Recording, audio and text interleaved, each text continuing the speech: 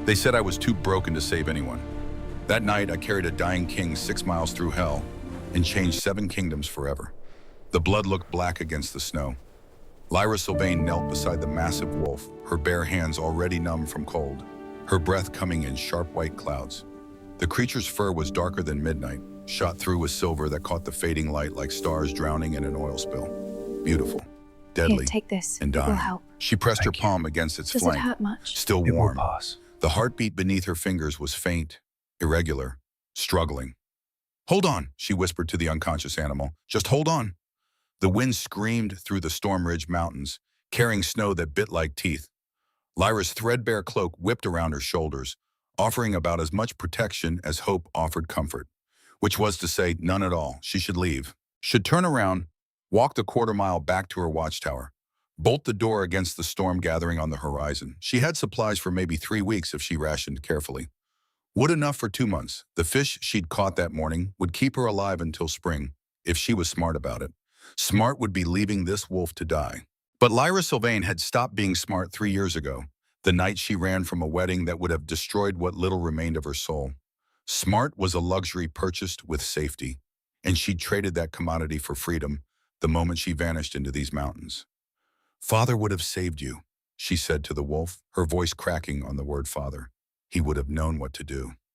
Aldrich Sylvain had been dead for 4 years. Fallen from a cliff while gathering moss near the river gorge, they'd said.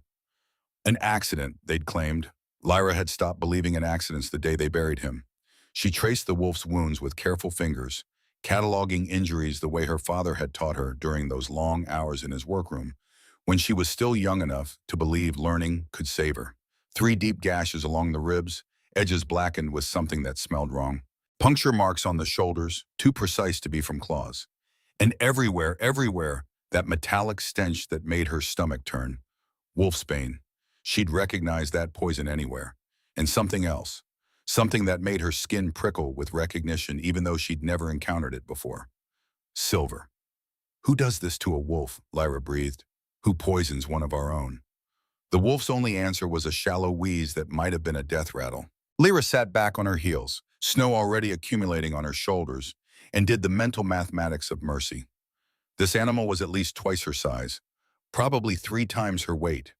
Even if she could move it, and she couldn't, not with her pathetic strength, not with the broken wolf that barely functioned inside her chest, where would she take it? The watchtower was 6 miles away. 6 miles of rough terrain through a blizzard that would kill her before she made it halfway. Her wolf stirred inside her. The incomplete, fractured thing that the pack elders had declared defective 3 years ago during the ritual that was supposed to change everything. It wasn't a voice, not exactly. More like a pressure behind her ribs, an ache that had no name. Important, that broken piece of her seemed to whisper. "He's important." "He?" Lyra looked at the wolf more carefully. Male, yes, and massive, far larger than any shifter she'd known in her old pack. An alpha, certainly. Powerful enough that even dying, his presence made her incomplete wolf press forward with something that felt almost like recognition. Almost like, no, that was impossible. Mate bonds didn't work like that. They required time, proximity, conscious acknowledgement. They didn't just snap into place because you found some dying stranger bleeding out in the snow. The wind shifted, bringing with it the smell of the storm's true fury. Lyra had lived in these mountains long enough to read weather like some people read books. She had maybe an hour before conditions became unsurvivable. After that, it wouldn't matter if she tried to help this wolf or not. They'd both die, frozen sculptures for some future traveler to stumble across. If anyone ever came this far into the Storm Ridge range, which they didn't, which was why she'd chosen this particular exile. "I can't save you," Lyra said aloud, needing to hear the words, needing to make them real. "I can barely save myself, I'm sorry." She stood, brushed snow from her cloak, took one step toward home. The wolf's heart stuttered under her palm. She turned back without thinking, her hand finding that same spot on his flank. And the moment her skin made contact with his fur, something happened. Lightning, that was the only word for it. Lightning that didn't hurt, that felt like recognition, like a key turning in a lock she hadn't known existed. Power surged up her arm through her chest, flooding her with strength she'd never possessed. Her broken wolf, silent and dormant for 3 years, suddenly screamed inside her. Not with pain, with joy. with desperate, aching recognition. Mate, it howled into her bones. Mate, mate, mate. Lyra yanked her hand back, gasping. The power vanished. Her wolf fell silent. Everything returned to normal except for her racing heart and the fact that she could still feel the echo of that connection thrumming through her veins like a second pulse. No, she said to the unconscious wolf. No, that can't be. But her hand was already moving, reaching, and when her fingers sank into his fur again, that impossible strength returned like a flood. Lyra Sylvain had been weak her entire life, too small for an Omega, too fragile for pack life, too broken to complete even the most basic shift. The pack elders had looked at her with pity during the ritual, when her wolf flickered in and out of existence like a candle in wind, never fully manifesting, never fully retreating. Incomplete, they declared. Defective. A shame, really, considering her father's skill. Aldrich had held her afterward, while she sobbed against his chest. Your wolf isn't broken, little star, he'd whispered. She's just afraid. And fear is not the same as failure. He'd died 6 months later, before he could prove those words true. But now, with her palm pressed against this stranger's fur, Lyra felt something she hadn't experienced since before the ritual, since before her father's death, since before everything fell apart. She felt whole. This is insane, she told the unconscious wolf. Then she gripped his scruff in both hands, let that impossible strength fill her limbs, and hauled 300 pounds of dying alpha onto her shoulders. The weight should have crushed her, should have driven her to her knees in the snow and pinned her there until cold and exhaustion finished. What common sense couldn't? Instead, Lyra stood. Her legs didn't buckle. Her spine didn't snap. The wolf's weight pressed down on her shoulders, solid and warm and real, but it felt manageable, felt almost natural, as if she'd been built for exactly this purpose. She took one step, then another, then another. The blizzard hit before she'd made it a quarter mile. Snow came down in sheets, thick enough to blind, cold enough to steal breath. The wind howled like something alive and hungry, tearing at her cloak, trying to rip the wolf from her shoulders. Lyra bent into it, focusing on the next step, then the next after that. Her world narrowed to simple facts. Feet, ground, forward. The warmth of the wolf against her neck, proof that he still lived. The throb of her pulse in her ears, proof that she still lived. The strange singing power that filled her every time she adjusted her grip on his fur. Don't think, she told herself. Don't question. Just move. Time lost meaning. There was only snow and wind, and the burning in her muscles that should have been agony, but felt distant, manageable. As if the mate bond, and it had to be a mate bond, nothing else explained this, buffered her from the worst of the pain.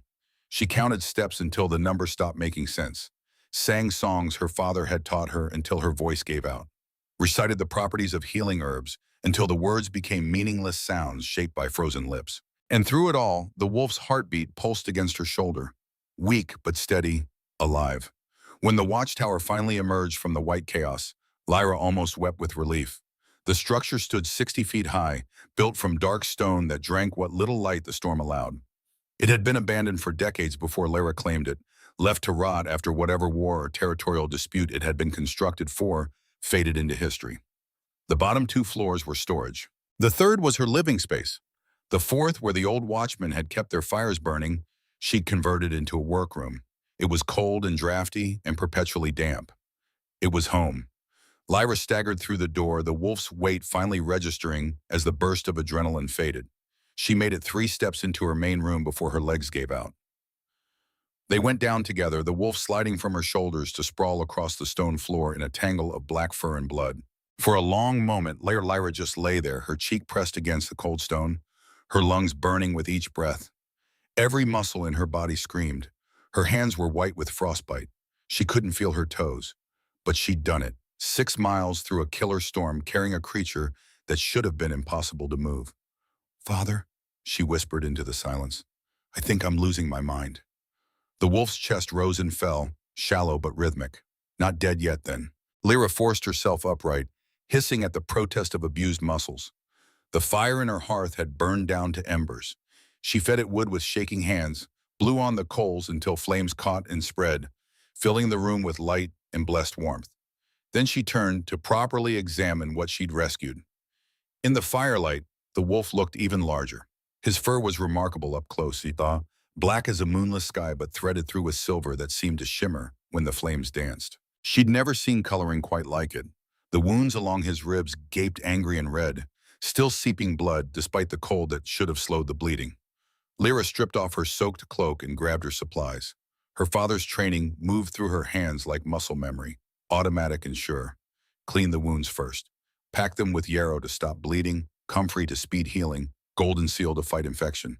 The wolfsbane was the problem. She could smell it in her every injury, mixed with that metallic tang of silver in a combination designed specifically to kill shifters. Wolfsbane alone would burn through a wolf's natural healing. Silver alone would poison the blood. Together they created something worse than the sum of their parts. This wasn't an accident. This was assassination. "Who were you running from?" Lyra asked the unconscious wolf as she worked, her voice barely audible over the storm battering the watchtower walls. "And what did you do to make them want you dead badly enough to use weapons like these?" She packed the wounds with poultice, wrapped them with clean cloth, and prayed to God she'd stop believing in that it would be enough. The wolf's breathing stayed shallow but steady throughout. His heartbeat maintained that same irregular rhythm, struggling but persistent. When she finally sat back, hands stained with blood and herbs, exhaustion pulled at her bones with leaden fingers. The storm raged outside, the fire crackled in its hearth, and in her small living space, a massive dying wolf took up most of her floor, his presence so large it seemed to press against the walls. Lyra dragged her blankets from her narrow bed and spread them beside the wolf. Practical, she told herself. He needed warmth to survive. It had nothing to do with the hollow ache in her chest when she moved too far from his unconscious form. Nothing to do with the mate bond at all. She laid her hand on his shoulder, fingers sinking into thick fur, and let that electric connection wash over her again. Her broken wolf stirred in response, more present than it had been in years. "Who are you?" Lyra whispered. The wolf, of course, didn't answer. She fell asleep like that, one hand buried in his fur, and dreamed of running through forests she'd never seen, of a voice calling her name in tones that made her heart race, of silver light and golden eyes and the taste of freedom on her tongue. The wolf didn't wake the first day. Lyra changed the poultices 3 times, her hands moving with the precision her father had drilled into her during years of training. Each time she peeled away the herb-soaked cloth, she expected to find the wounds unchanged or worsening. Instead, they looked better, not healed. That would have defied nature entirely, but closing faster than any injury should, especially ones contaminated with wolfsbane and silver. "That shouldn't be possible," she murmured, pressing fresh yarrow against the deepest gash along his ribs. The mixture should have drawn out poison, yes, but this rate of recovery was wrong, unnatural. She'd seen strong alphas recover from similar wounds. It took weeks, not hours. The wolf's chest rose and fell in steady rhythm despite the trauma his body had endured. Lyra found herself matching her breathing to his, a strange meditation that calmed her racing thoughts. Her own wolf paced restlessly beneath her skin, focused entirely on the massive creature occupying her floor. For 3 years, that presence had been barely a whisper. Now it was awake, alert, pressing forward with an insistence that felt foreign. Important, it seemed to say again. "Ours. Protect." "He's not ours," Lyra told it firmly. "He's just a dying stranger I was stupid enough to save. When he heals, he'll leave, and we'll go back to being alone." Her wolf disagreed vehemently. The storm continued through the night and into the second day. Snow piled against the watchtower walls, sealing the door shut.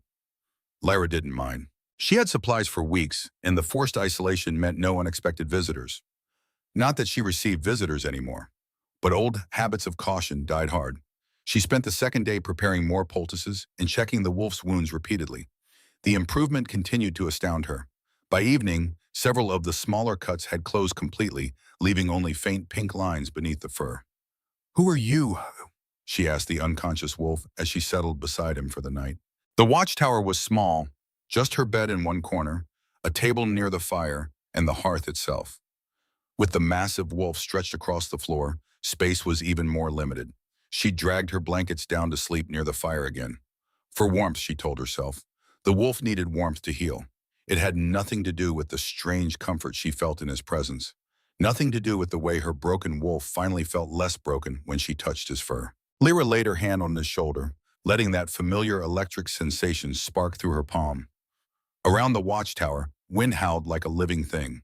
Inside, the fire crackled and popped, painting shadows across stone walls. She closed her eyes and let the sleep claim her gradually, pulled under by exhaustion, and the warmth radiating from the wolf's massive body. Her dreams were vivid, heavy with meaning she couldn't quite grasp. She ran through forests bathed in moonlight, her wolf form strong and whole for the first time in her life. A voice called to her, deep, commanding, edged with something that might have been desperation or desire. "Find me," it said. "I'm waiting. I've always been waiting." Dawn light filtering through the narrow window woke her on the third morning. Lyra opened her eyes slowly, consciousness returning in stages. The fire had burned low. She needed to add wood. Her body ached from sleeping on the stone floor. Her hands still rested on, not fur. Lyra's eyes snapped fully open. Her hand rested on skin. Smooth, scarred skin stretched over muscle that tensed beneath her palm. She jerked back, scrambling away until her spine hit the wall. Where the wolf had been, a man now lay. He was massive even in human form, easily filling the space the wolf had occupied. Broad shoulders tapered to a lean waist, every inch of him built with the kind of strength that came from years of training and battle. Scars crisscrossed his torso, old wounds that spoke of countless fights survived. His face, partially obscured by black hair that fell past his shoulders, was striking in its harsh beauty. Sharp cheekbones, a strong jaw currently hidden beneath several days of stubble. Even unconscious and injured, he radiated the kind of power that made lesser wolves submit instinctively. An alpha, no question. But more than that, the aura rolling off him pressed against her senses with overwhelming force. Lyra forced herself to breathe steadily, to think past the shock. Shifters transformed when unconscious sometimes, usually when their bodies decided the other form would heal faster. She'd read about it in her father's journals, though she'd never witnessed it personally. She grabbed a blanket and covered him, averting her eyes from his nakedness even as heat crept up her neck. 3 years of isolation hadn't completely erased her sense of propriety. Once he was covered, she moved closer, checking his wounds with clinical detachment. Or trying to. Her hands trembled slightly as she peeled back the blanket to examine the injuries that had looked so severe on the wolf. In human form, they appeared even more deadly. Deep gouges across his ribs had barely closed. Puncture wounds dotted his shoulders and back. The smell of wolfsbane still clung to his skin, mixed with that metallic tang of silver. Someone had wanted him dead. Someone had used weapons specifically designed to kill shifters. As she cleaned the wounds with fresh water, the man stirred. His breathing changed, becoming rapid and shallow. A low sound escaped his throat, not quite a growl, but close. His head turned restlessly, dark hair falling away from his face. "No," he muttered, the word rough and barely intelligible. "Can't, won't let." Lyra froze, cloth hovering above his chest. He was delirious, caught in fever dreams. She should stay quiet, let him work through it. But the broken sound in his voice made her chest ache. "You're safe," she said softly, the first words she'd spoken to him as a man. "Rest." His eyes snapped open. Lyra's breath caught. They were amber, bright as the heart of a flame, and filled with a wild intensity that pinned her in place. For a moment, those eyes focused on her with perfect clarity, tracking her face like he was memorizing every detail. His lips moved, forming a word that seemed dragged from somewhere deep. "Mate."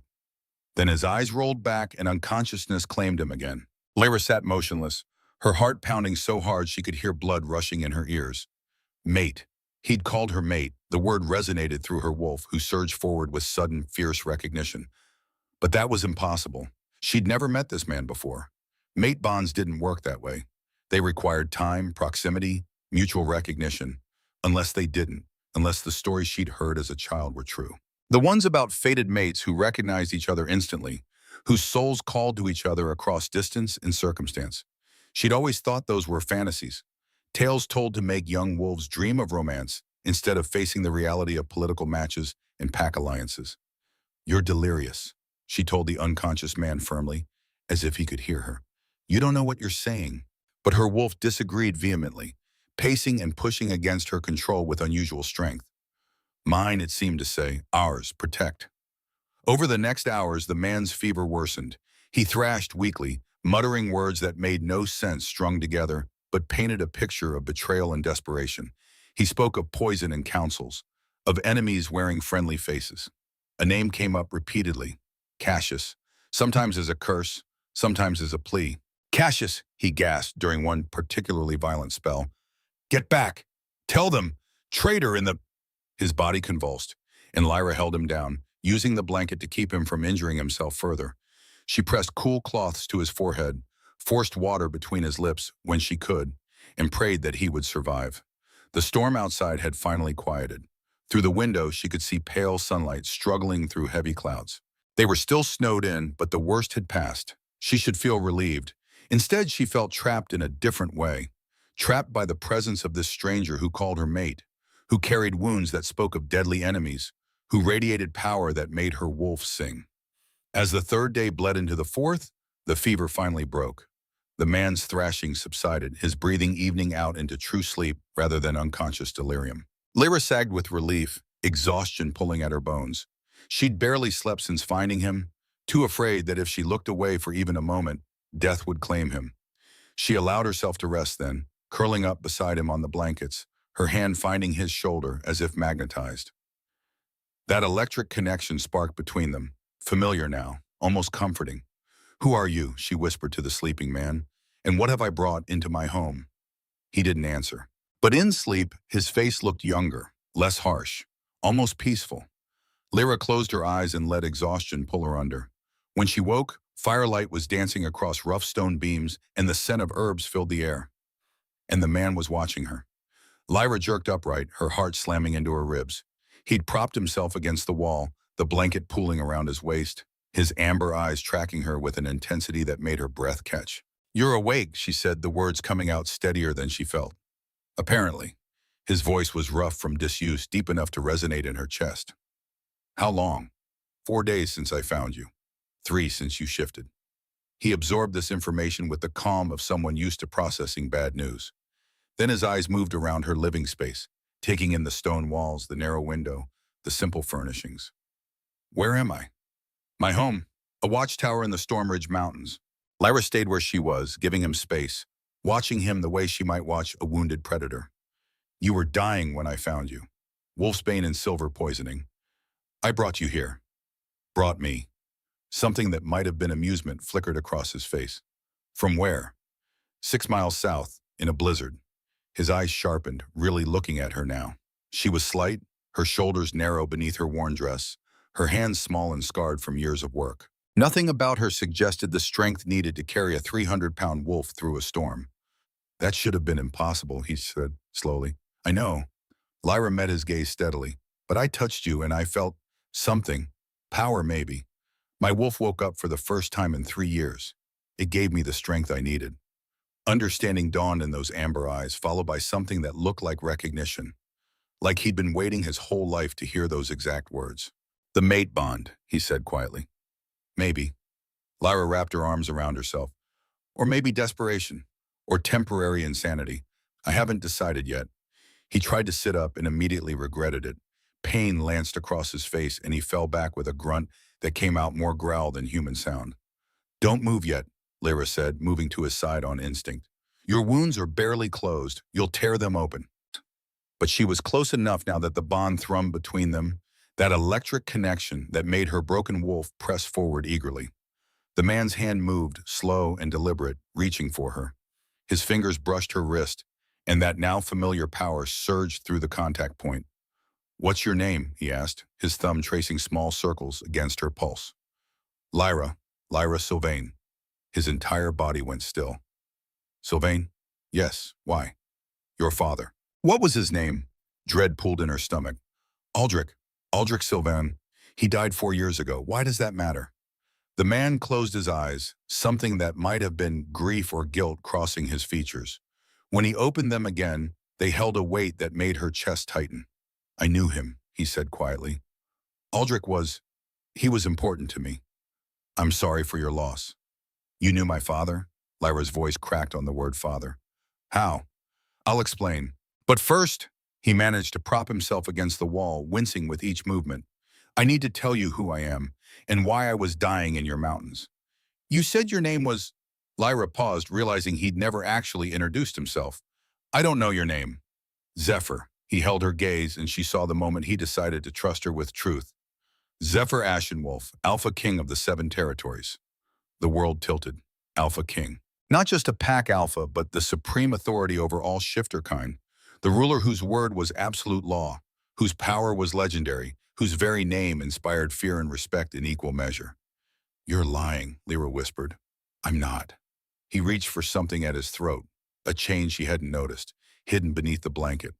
He pulled it free, revealing a pendant worked in silver and obsidian, marked with 7 interlocking circles. The royal seal. Lyra stared at it, her mind struggling to process. She'd rescued the Alpha King, carried him 6 miles through a blizzard, nursed him back to health in her tiny watchtower. "You lied to me," she said, though she realized immediately how absurd that sounded.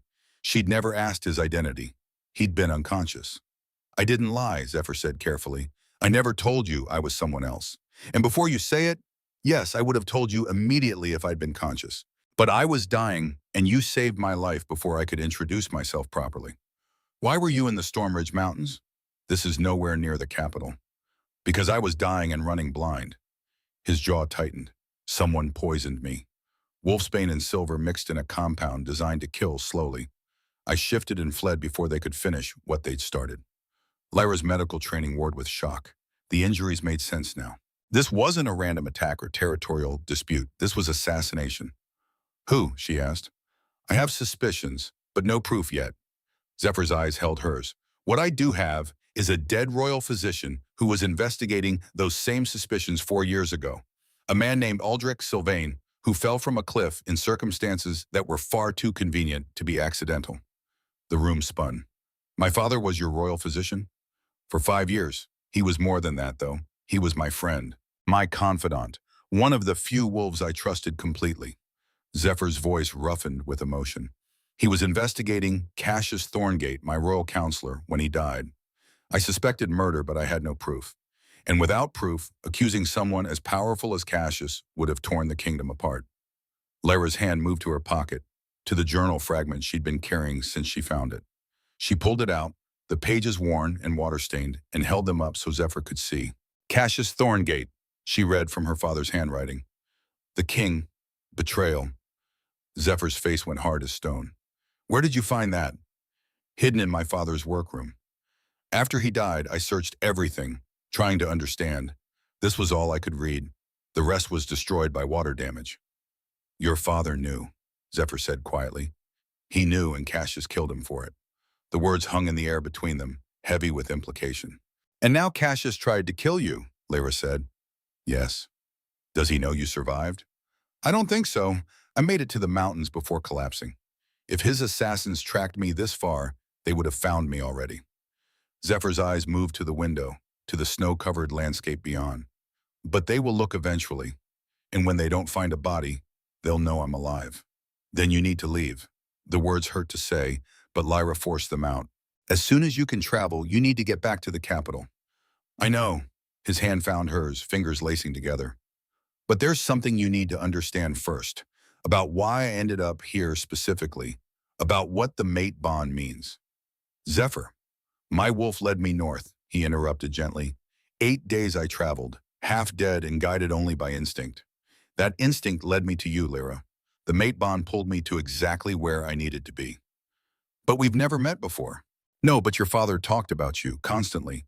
He was so proud of your skill with healing, of your kindness." Zephyr's thumb traced circles on her palm. "When he died, I mourned him, and I wondered about the daughter he loved so much, the one he said had a gift for saving lives." Tears burned behind Lyra's eyes. I couldn't even save myself. The pack rejected me, called me broken because my wolf wouldn't shift properly. I failed the ritual and shamed my father's memory."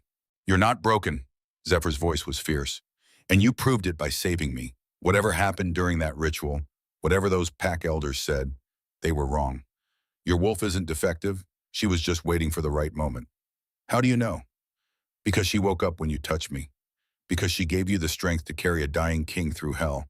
Because mate bonds don't form with broken wolves, Lyra. They form with compatible souls." She wanted to believe him. God, she wanted to believe those words more than she'd wanted anything in years. "What happens now?" she asked instead.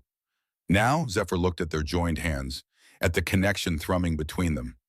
"Now I ask you something that's going to sound inane, given that I've been conscious for less than an hour." "What?" "Help me." His amber eyes held hers. "Come back to the capital with me. Let me teach you to shift properly. Let me show you that your wolf was never broken, just suppressed. And let me—" He paused, vulnerability flickering across his face.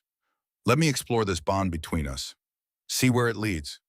You're asking me to leave my home, enter a world I know nothing about, put myself in danger from whoever wants you dead. Lyra shook her head. That's not insane, that's suicidal. I know. Zephyr's hand tightened on hers, but I'm also offering you a chance to reclaim what was stolen from you. Your wolf, your strength, the life you should have had before some ignorant elders decided you weren't worth their time. And if I say no, pain flickered in his eyes, quickly masked, then I'll thank you for saving my life. Leave when I'm strong enough to travel, and never forget the woman who showed me mercy when I needed it most.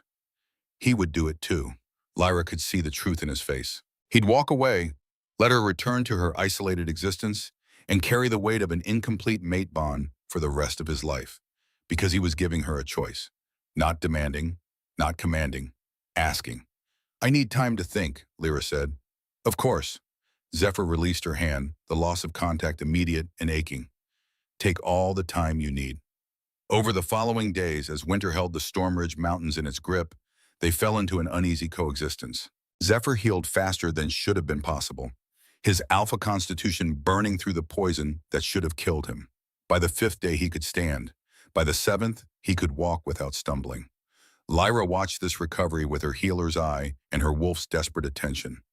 They talked as she changed his bandages, careful conversations that revealed truths neither had spoken aloud in years. She told him about her life in the watchtower, about the 3 years of solitude that had taught her more about survival than any pack training ever could, about the ritual that had broken something inside her, or revealed something already broken. She still wasn't sure which. They called me defective, she said one evening as they sat by the fire. An Omega who couldn't even shift properly wasn't worth the resources to keep. That's not how Omegas should be treated, Zephyr said, his voice harder than she'd heard it. They're essential to pack structure, the heart of any community. I know what we're supposed to be, Lyra cut him off. Nurturers, peacekeepers, emotional anchors. But that only matters if your wolf is strong enough to contribute. Mine wasn't. Your wolf is strong enough, Zephyr said quietly. She proved it when she gave you the power to save me. That kind of strength doesn't come from nowhere. Lyra wanted to argue, wanted to list all the ways she'd failed, all the evidence of her inadequacy. But the words died in her throat because he was looking at her with such absolute certainty that contradiction felt impossible. On the 8th day, Zephyr made her an offer. Let me try something, he said. Let me see if I can help your wolf emerge properly. How? Training, guidance, the kind of support you should have had during the ritual. On at her skeptical look, he continued, what do you have to lose? If it doesn't work, you're no worse off than you are now. She considered this for a long moment. And if it does work, if my wolf emerges fully, then you reclaim a part of yourself that was stolen. That evening, they went outside for the first time since the blizzard. The storm had passed, leaving the world blanketed in pristine white. The air was sharp and clean, cold enough to burn lungs but without the vicious bite of wind. Zephyr led her away from the watchtower to a small clearing where the snow was less deep. Close your eyes, he instructed. Stop thinking about what happened during the ritual. Stop thinking about what they said you were. Just feel. Lyra obeyed, her breath visible in the cold air. Zephyr moved behind her, close enough that his warmth touched her back, but not quite making contact. She could sense her wolf now, a frightened creature huddled deep within, convinced it wasn't strong enough to exist. Call to her, Zephyr murmured near her ear. Not with desperation or fear, with certainty. She's yours. She's always been yours. For long minutes, nothing happened. Then power rippled across Lyra's skin, visible as a shimmer in the air. Her form began to blur, bones shifting, muscles reforming. The transformation was messy at first, painful, her body fighting itself. But it completed.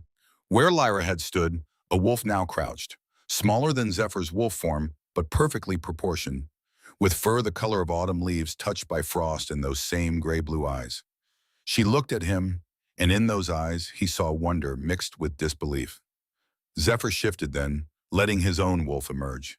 In this form, the mate bond sang even stronger, undeniable and overwhelming. He approached slowly, touching his nose to hers in the traditional greeting between wolves who recognized each other as pack. Mine, his wolf said. Ours. Protect. After several minutes, Lyra shifted back, the transformation smoother this time. She stood in the snow and looked at her hands as if seeing them for the first time. I did it, she whispered. I actually did it. Zephyr shifted as well, immediately moving to drape his cloak around her shoulders before the cold could register. You were never broken, just buried. She looked up at him then, and the walls she'd kept so carefully maintained cracked just slightly. How did you know? Because I've seen it before. Wolves don't fail, Lyra. People do. The elders who judged you failed to see your potential. But your wolf was always there, waiting for the right moment to emerge. Something shifted in the air between them. Awareness sparked, sharp and electric. Lyra's pupils dilated, her breath catching. The mate bond pulled at them both, demanding acknowledgement, demanding acceptance. Zephyr, she said, but whatever she'd meant to say died as he lowered his head and captured her mouth with his. The kiss ignited something primal and fierce. Lyra responded with a hunger that surprised them both, her hands fisting in his hair as she pulled him closer. They barely made it back to the watchtower, stumbling through the door in a tangle of limbs and shed clothing. That night, as the fire burned low and their breathing finally slowed, Zephyr held her against his chest and felt the mate bond strengthen between them. Not complete, not yet, but growing, becoming real. Lyra traced patterns on his scarred skin, her touch gentle despite the intensity they'd just shared. This doesn't change anything, she said quietly. When you're strong enough, you'll leave. You have to. Your kingdom needs you. Come with me. The words came out rougher than intended. Be my Luna. Help me root out the conspiracy that killed your father. I don't know anything about court politics or I don't need you to know politics, Zephyr interrupted. I need you to be exactly what you are. Strong, stubborn, brave enough to save a dying stranger instead of choosing safety. Lyra was quiet for so long he thought she'd fallen asleep. Then, I'll think about it. It wasn't a yes, but it wasn't a no either. That's all I ask, Zephyr said, and pressed a kiss to her hair. They stayed like that as snow continued to fall outside, wrapped in each other, and the warmth of acknowledgement neither could quite voice. Tomorrow would bring its own challenges. Decisions would need to be made. But tonight they had something resembling peace. On the 12th morning, Zephyr stood by the window, fully healed, watching dawn paint the snow-covered mountains in shades of gold and rose. It's time, he said quietly. Lyra didn't pretend not to understand. She'd known this moment was coming since the first day he'd woken, had been preparing herself for it, building walls around the part of her heart that had started to hope. Your beta is coming? She asked. Ronan will be here in 10 days as promised, but I can't wait that long. Every day I'm gone is another day Cassius consolidates power, another day he believes he's gotten away with murder. Zephyr turned to face her. I need to get back before it's too late. I understand, but there's something you need to know first. He crossed to her, taking her hands in his. Cassius doesn't know I survived. That gives me an advantage. But if he discovers I'm alive and that I've found you, Aldrich's daughter, the one person who might have evidence of his crimes, he'll come for you. Ice slid down Lyra's spine. He doesn't know I exist. He knew Aldrich had a daughter. And if his spies are thorough, they'll have tracked me here. They'll know someone saved me. Zephyr's grip tightened. You're not safe here anymore, Lyra, not alone. I've been alone for 3 years. You weren't a threat before. Now you are. His amber eyes held hers. Come with me. Let me protect you. Let me give you the life your father wanted for you. Safe, valued, part of something larger than survival. As what? Your mate? Your Luna? Lyra pulled her hands free. I don't even know you, not really. 12 days doesn't make a bond, Zephyr. It makes a beginning at best. Then let it be a beginning. He didn't reach for her again, giving her space to think. Come to the capital. If after a month you decide this isn't what you want, I'll send you anywhere you choose. Set you up with resources, protection, a new identity if needed. But give us a chance. Give yourself a chance. Lyra walked to the window, staring out at the mountains that had been her prison and sanctuary for 3 years. She thought about her father, murdered for discovering a truth no one wanted exposed, about the broken girl she'd been, declared defective and discarded, about the woman she'd become in isolation, strong enough to save a king, but still haunted by the voices that said she wasn't enough. And she thought about the wolf that had finally emerged, the power that had thrummed through her veins when she touched Zephyr, the possibility of belonging to something again. 10 days, she said without turning around. You said Ronan comes in 10 days? Yes. Then I'll have an answer for him when he arrives. Lyra faced Zephyr, her expression carefully neutral. Go do what you need to do. Save your kingdom, and I'll decide if I want to be part of it. Pain flickered across his face, quickly masked. That's fair. He gathered his few belongings, the cloak she'd given him, supplies for the journey. At the door he paused. The mate bond will hurt, he said quietly, being separated. You'll feel it as an ache in your chest, like something vital is missing. I'll feel it too. I know. And you're willing to endure that? For 10 days? Lyra met his eyes steadily. I've endured worse. Zephyr crossed the distance between them in 3 strides, cupping her face in his hands and kissing her with a desperation that stole her breath. When he pulled back, his eyes blazed gold. 10 days, he said. And then, Lyra Sylvain, you're going to choose me. Choose us. Because you're too brave to hide forever, and I'm too stubborn to let my mate slip away. Then he was gone, disappearing into the winter landscape with the fluid grace of someone born to run. Lyra stood in the doorway long after he'd vanished from sight, one hand pressed to her sternum, where it felt like something vital was being torn away. Inside, her wolf howled, and in a watchtower in the Storm Ridge Mountains, a woman who'd been called broken began to believe she might be something else entirely. Whole. The first day without him was the hardest. Lyra woke to silence so complete it felt like death. No breathing beside her. No warmth radiating from a body that had occupied her floor for 12 days. Just cold stone and colder air, and the hollow ache in her chest where the mate bond pulled at her like a fishhook embedded in bone. She pressed her palm against her sternum, feeling her heart beat too fast beneath ribs that suddenly seemed too small to contain all this emptiness. This is what you wanted, she told the empty watchtower. Space, time, choice. Her wolf whimpered, a sound of pure misery. Lyra forced herself through her morning routine with mechanical precision. Feed the fire, melt snow for water, check supplies. The fish she'd caught that day, the day she'd found Zephyr bleeding in the snow, still hung from the rafters, frozen solid and untouched. She couldn't bring herself to eat them, couldn't shake the feeling that consuming them would somehow erase the last evidence that any of it had been real. The rescue, the 12 days. The impossible kiss that had ignited something in her chest she'd thought long dead. By midday, the ache had spread. Her bones hurt. Her skin felt too tight. Every breath came shallow and painful, like her lungs had forgotten how to expand properly. The mate bond pulling at the distance between them. 10 days, Lyra whispered to her reflection in the ice-glazed window. You can survive 10 days of anything. She'd survived 3 years of isolation. Survived rejection and loss and the slow erosion of hope. 10 days was nothing, except it felt like everything. The second day, she tried to distract herself with work. The watchtower needed repairs. Stones had come loose on the 3rd floor. The roof leaked in 2 places. She should gather more firewood before the next storm hit. Should. Lyra climbed to the 4th floor, her workroom, where shelves lined the walls holding jars of dried herbs and remedies she'd spent 3 years perfecting. Her father's books were here too, the ones she'd smuggled out when she fled. Water-stained and fragile, but still legible. She pulled the journal fragment from her pocket, the one with her father's handwriting, the one Zephyr had looked at with such pain. Cassius Thorngate, the king, betrayal. What else had her father written? What evidence had he found that led to his murder? Lyra began searching in earnest, pulling books from shelves, checking for hidden pages or false bottoms. For 3 years, she'd avoided this, avoided picking at the wound of her father's death. But now, with Zephyr's revelations still ringing in her ears, she needed to know. She found it tucked inside a medical text on poisons. A pendant. Silver. Worked with intricate knotwork, small enough to fit in her palm. The moment her fingers closed around it, warmth spread through her hand. The world tilted. Suddenly, she was seeing through different eyes, standing in a room she didn't recognize. Her father's voice, Aldrich's voice, spoke with quiet urgency.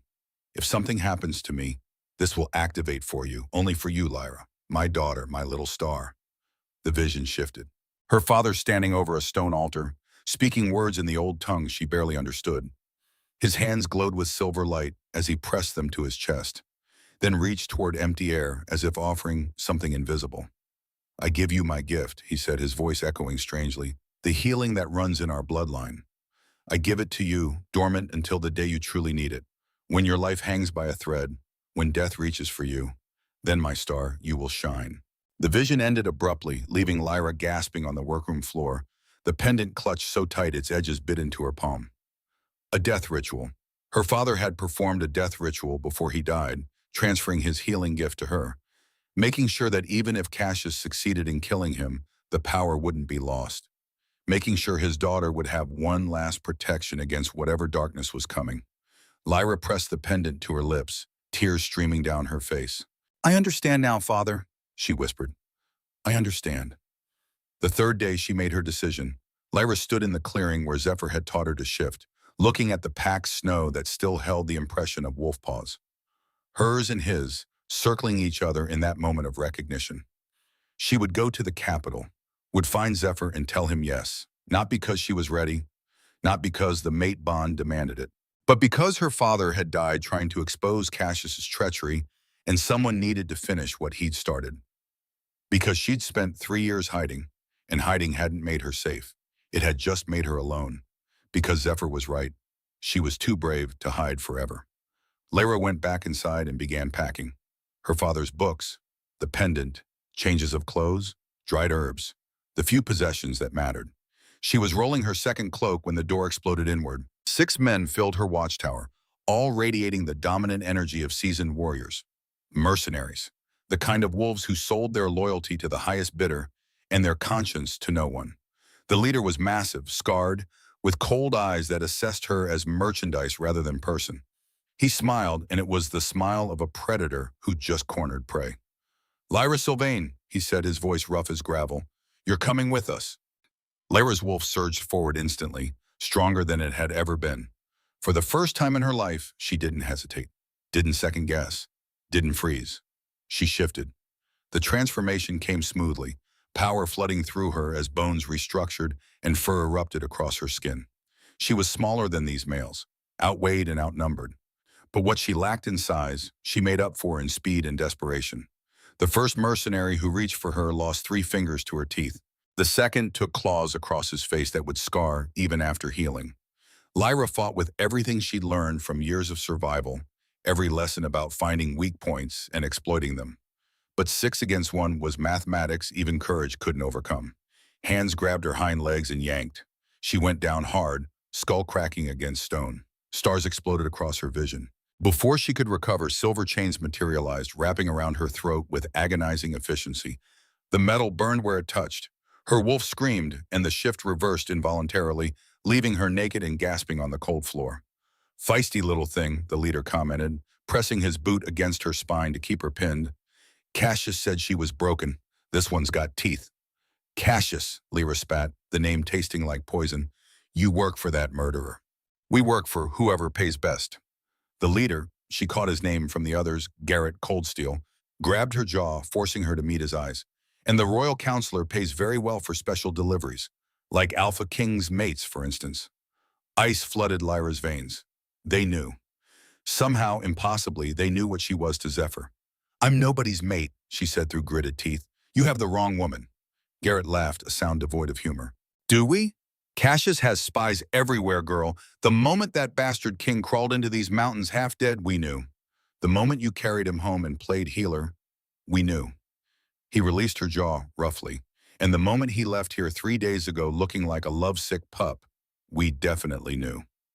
They'd been watching. The entire 12 days, someone had been watching the watchtower, reporting back to Cassius, waiting for Zephyr to leave so they could take her without a fight.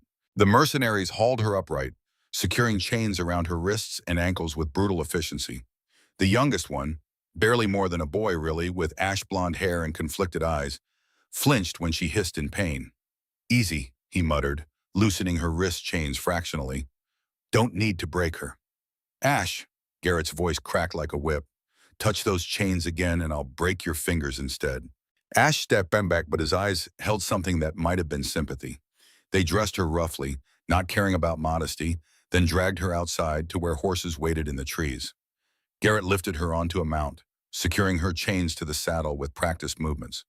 5 days to the capital, he announced to his men. "We ride hard.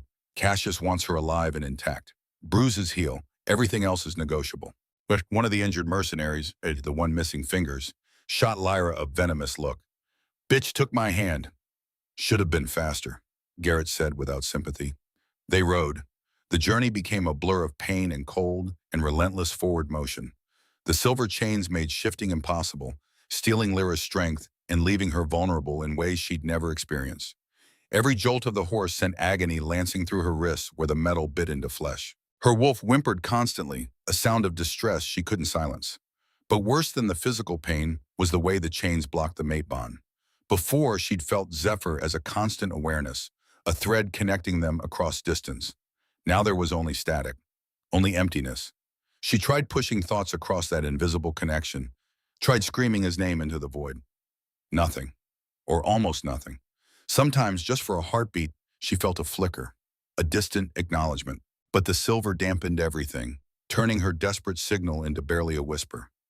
Did he feel it? Did he know she was in danger? Or did he simply sense her distress and attribute it to their separation?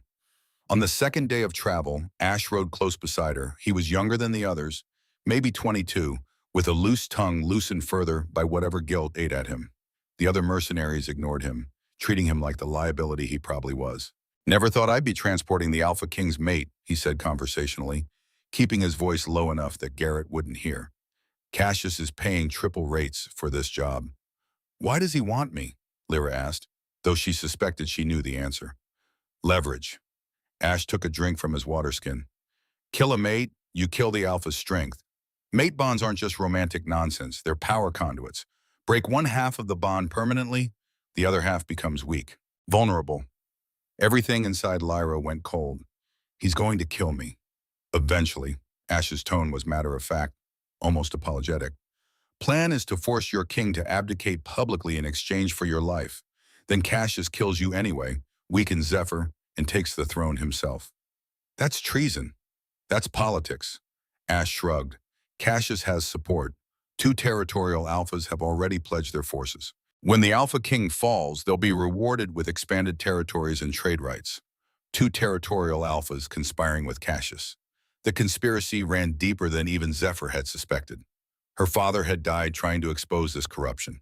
Now Lyra found herself trapped in the center of it, a pawn in a game she barely understood. "Why are you telling me this?" she asked quietly. Ash was silent for a long moment. "I had a sister once, Omega, like you. Package said she was too weak, not worth feeding during a hard winter. They killed her, said it was mercy." His hand tightened on the reins, knuckles white. "I joined Garrett's crew because I needed money. Didn't ask questions about the walls, but this?" He looked at her and his eyes held genuine regret. "You remind me of her, and I can't just pretend that's okay." "Then help me escape." "Can't. Garrett would kill me, kill my family." Ash shook his head. "But I can make the journey less painful. That's all I can offer." It wasn't enough, but it was something. "Thank you," Lyra said. Ash rode away before Garrett could notice the conversation, but from then on, her chains were always slightly looser than they should have been. Her water ration slightly larger. Small mercies from someone who couldn't afford larger ones. On the third day, Garrett rode back to check on his captive. "You're holding up better than expected," he observed, studying her with something almost resembling respect. "Most Omegas would be broken by now." "I'm not most Omegas." "No, you're not." His smile turned cruel. "You're from the Sylvain bloodline. That true?" Lyra's throat tightened. "It was, long ago." "Then you might find this interesting." Garrett's expression suggested he was savoring what came next. "Your sister sends her regards." The world tilted. "What?" "Seraphine Sylvain." "Well, Seraphine Wolfsbane now, Luna to Alpha Draven of the Eastern Reach." He watched her reaction with obvious pleasure. "One of Cassius's co-conspirators. She's been quite helpful, actually. Told us all about your little coward's flight 3 years ago." No, that wasn't possible. Seraphine was 26 now, probably married, yes, but not to a traitor, not by choice. Their father had just died. Seraphine had begged Lyra not to run, had said she'd be alone, had cried. "You're lying," Lyra whispered. "Why would I lie? We'll reach the capital in 2 days. You'll see for yourself when she attends your execution." Garrett spurred his horse forward, leaving Lyra reeling. Seraphine, her sister, the one she'd mourned for 3 years, the one she'd felt guilty about leaving, was married to one of the traitors. Voluntarily. By choice. That night, chained to a tree while the mercenaries made camp, Lyra closed her eyes and tried once more to reach Zephyr through the mate bond. The silver chains dampened everything, but she pushed harder than before, ignoring the pain it caused. She focused on the pendant hidden beneath her dress, the one the mercenaries hadn't thought to search for. Drew on the connection to her father's memory, the love he'd poured into that death ritual. For just a moment, the bond flared. She felt Zephyr then, clear as daylight, felt his desperate concern, his rage, his fear. He knew something was wrong, but did he know where she was? Did he know she'd been taken? Lyra pushed with everything she had, trying to send more than just emotion, trying to send an image. Her face, the chains, the direction they traveled. I'm here, she thought desperately. I'm coming. I chose you, please find me. The bond flickered. For one perfect heartbeat, she felt recognition surge back. Hold on, came a response that might have been imagination or might have been real. I'm coming. Then the connection severed, leaving her alone with her captors and the terrible knowledge of her sister's betrayal. 2 days remained until they reached the capital. 2 days until Cassius would force Zephyr into an impossible choice. 2 days to figure out how to survive what was coming.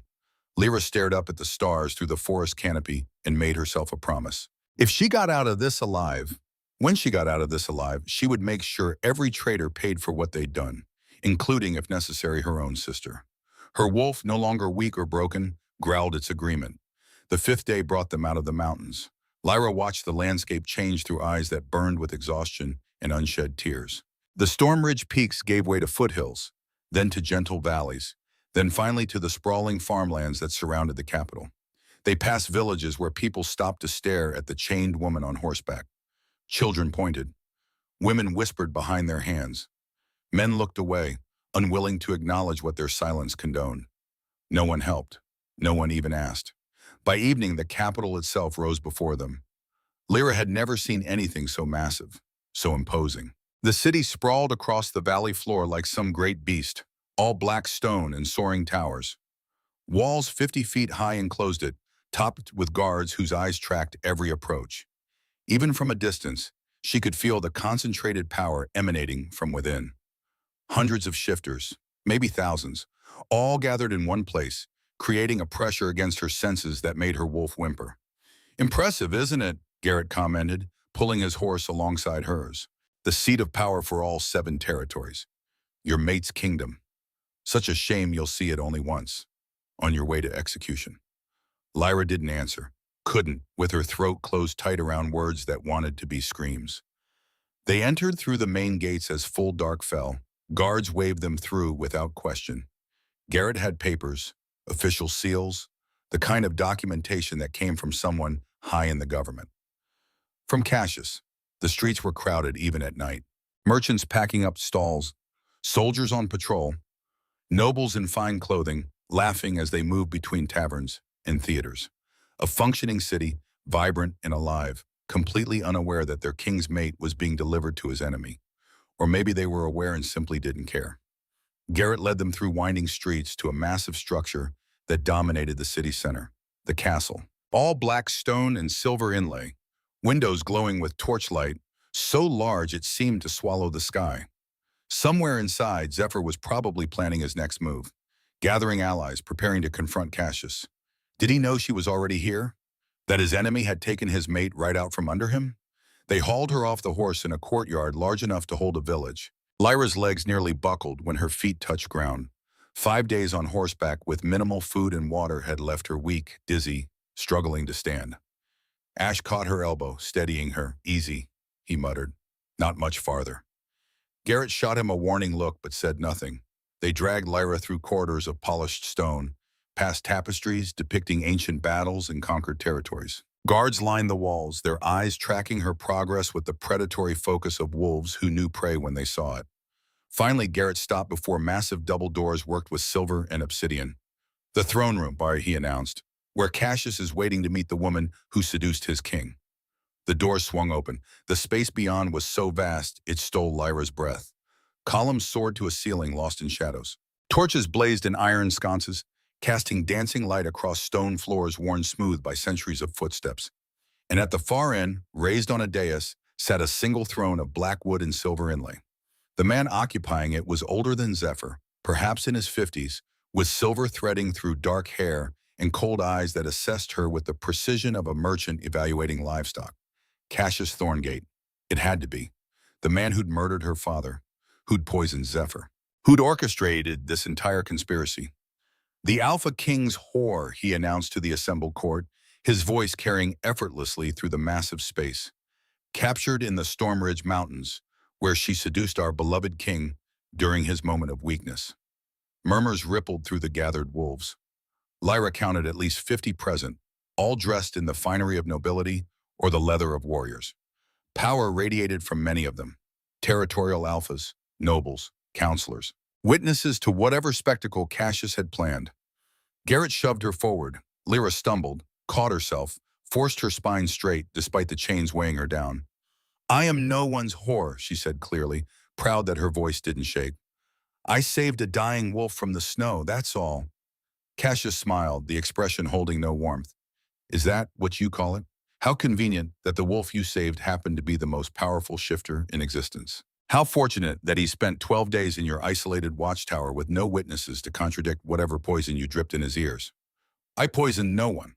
Lyra met his eyes directly, refusing to cower. "But someone did. Someone who knew exactly what mixture of wolfsbane and silver would kill an Alpha King slowly enough for him to escape. Someone who had access to the Royal Council's wine." The room went utterly silent. Cassius's smile froze, then twisted into something uglier. "Careful, girl.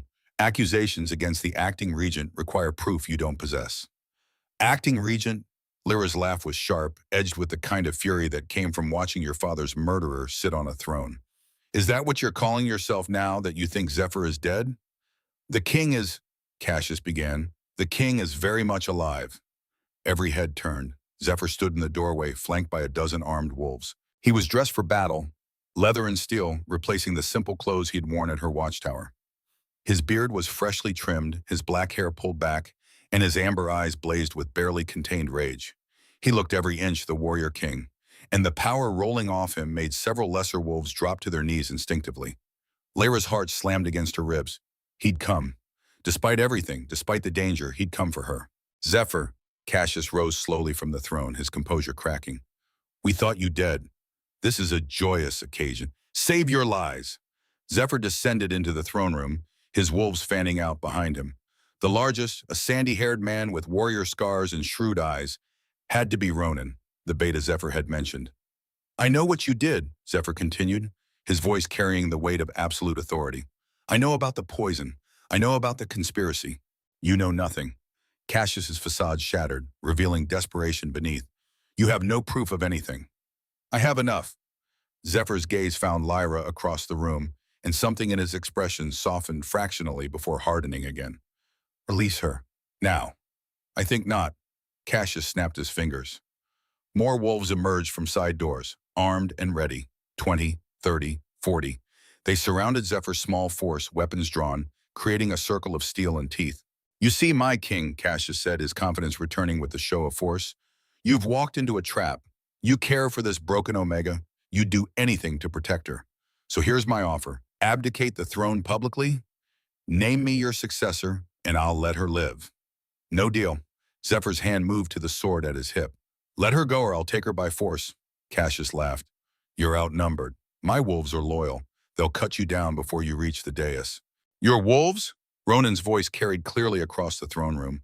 "Look again, traitor." As if choreographed, 20 of Cassius's supposed supporters turned. Weapons that had been aimed at Zephyr now pointed at their former allies.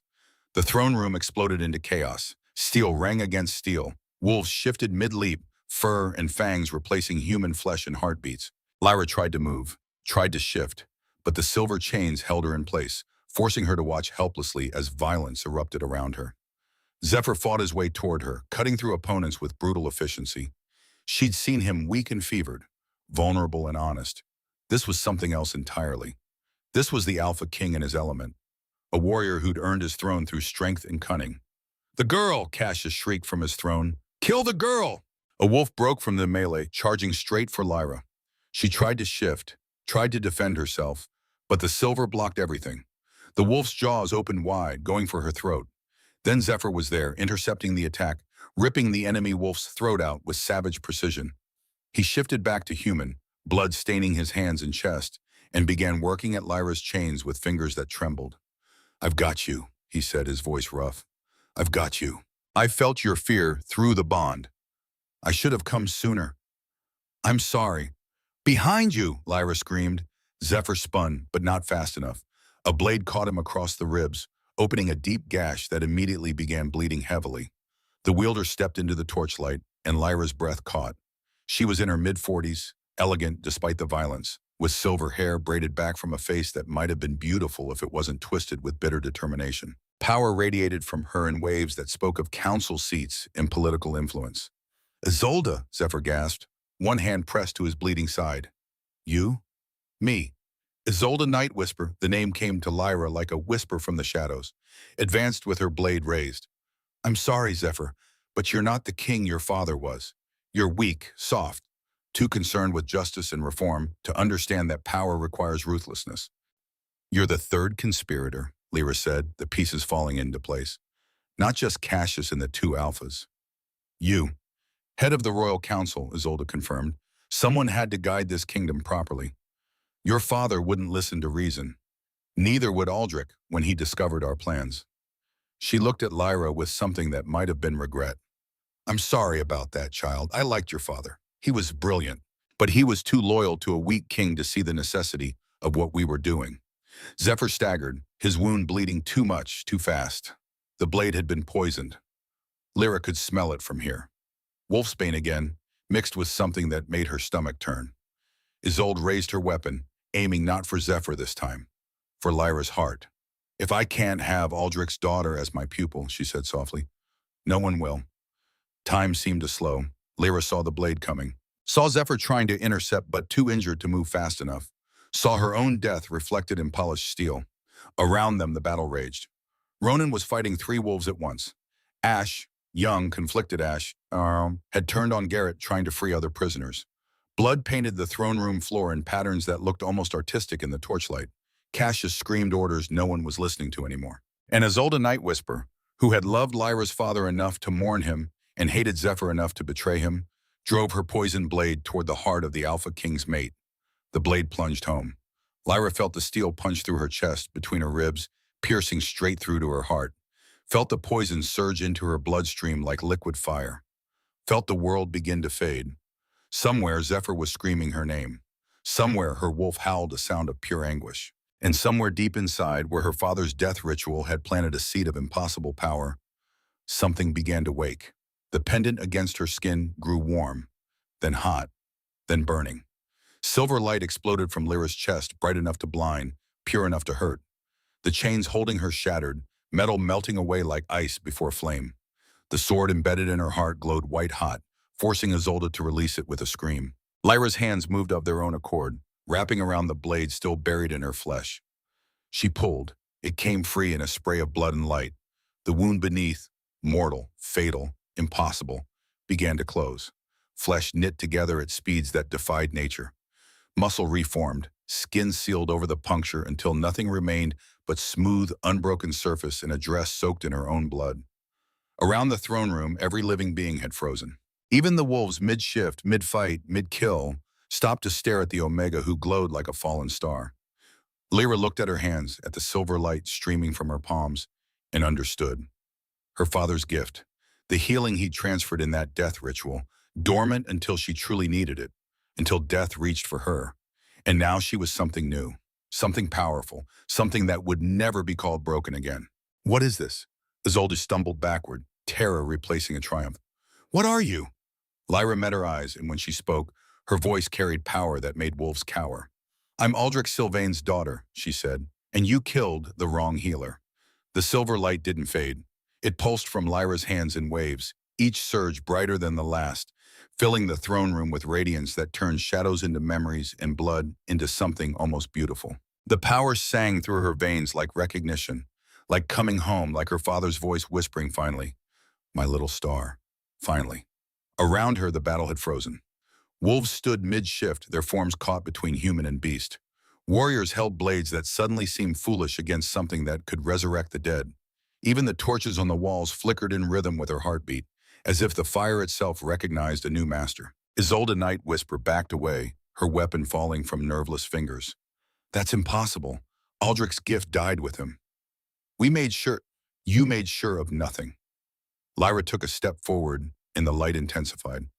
"My father knew you'd kill him, so he performed a death ritual 3 days before you pushed him off that cliff, transferred his healing gift to me, made sure that even if you succeeded in murdering him, the power would survive."